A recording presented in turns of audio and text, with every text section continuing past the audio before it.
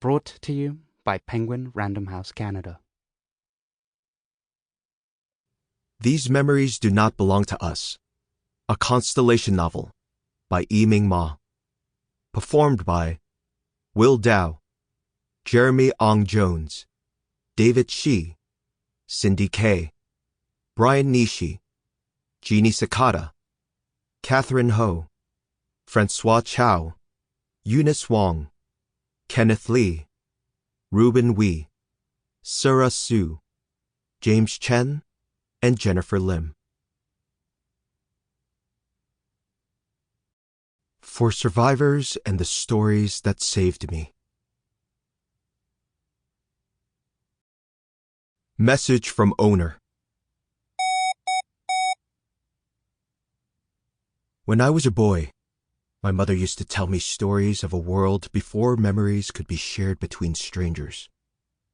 Although all the stories took place long before she had been born, it was easy to believe that she had witnessed them firsthand. Her lips would tremble, her voice rising with excitement. Wistfully, she would describe a time when our ancestors shared their thoughts using nothing more than words.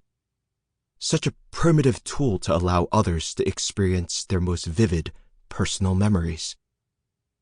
Some of the memory epics from which she drew her stories must have been censored already by the party. Any loyal patriot would have deleted these memories. For instance, the tale of an armless swimmer during the Cultural Revolution, when citizens still raised children with disabilities. Or the meta-creational epic revolving around the incineration of Reuben, a military campaign that our youth no longer study. Why keep any of them if they might put us at risk of the party's wrath? Had one of our neighbors reported us, our family's entire collection of memories might have been confiscated, and not only the ones we should have known to hide. Since I was a child, I accepted that my mother was not an ordinary woman, not least because of her choice to raise me alone. Late in life, she decided that she wanted to be a mother, and she had refused to allow the absence of a suitable partner or the downgrading of her social credit score to stop her. I've always thought that one Chin proverb epitomized her fearlessness. Even if the sky collapsed, she would use it as a blanket to warm her body. So why would the memories stored in such a woman's mind bank be any less remarkable? Since the devices are directly installed into the hippocampi in our brains, I like to think of her mind bank as simply the extension of her mind. Still, my mother was careful never to send any sensitive memories to my mind bank, to avoid unwanted attention. Now that I reflect on that precious time together, perhaps that was why she told me all those stories via voice in the privacy of our bedrooms, back when we were permitted to stop our mind banks from logging data at home and away from any neighbors who lived in our tower. All my life, my mother had tried to protect me. So why would she risk everything by leaving me such a dangerous inheritance? It is hard to imagine a world when mind banks did not exist. After all, none of the prosperity we enjoy in Chin would be possible without their invention. Before mind banks, every military scientist conducted their research in solitude. The only way they could collaborate was via voice or trading words across physical screens. Think of all the meaning and nuance lost in every exchange. When the first mind bank prototypes were tested by the military, our rate of scientific innovation began to accelerate exponentially.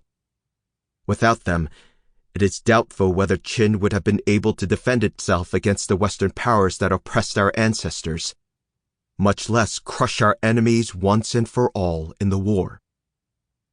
Mind banks made Chin into this great empire, so it is natural that for most of my life, I could not comprehend my mother's distaste toward memory capitalism. the buying and selling of memory epics that represents the bedrock of our economy. Once, when my mother casually asked what memories had been recently assigned for my education, and I proudly recited a patriotic passage as my answer, she laughed so loudly that I worried she was unwell. To my surprise, she stood and squeezed my shoulder, whispering in my ear words that sounded as if they'd come from some forgotten historian. That the party's greatest triumph lay not in any scientific breakthroughs, but rather its understanding that we all share a deep longing for social harmony, even at the cost of remembering our true histories. What did she mean? It was a few days before my Gaokao exam, which would determine my future. I can still recall my confused silence, not quite comprehending, but reluctant to ask her to clarify, for fear of prolonging our memories of the conversation. It was around this period that the party mandated that every Chen citizen keep their mind bank streaming at all times, reassuring us that the data would be used only to improve the quality of entertainment, rather than for surveillance. Naturally, the party believed in protecting the privacy of its citizens.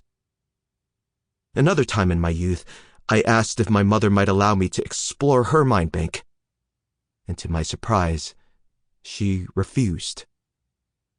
What if I told you that some of my most accessed memories belong in the criminal archives? My mother said. Would you still want to see them? I drew back, stung.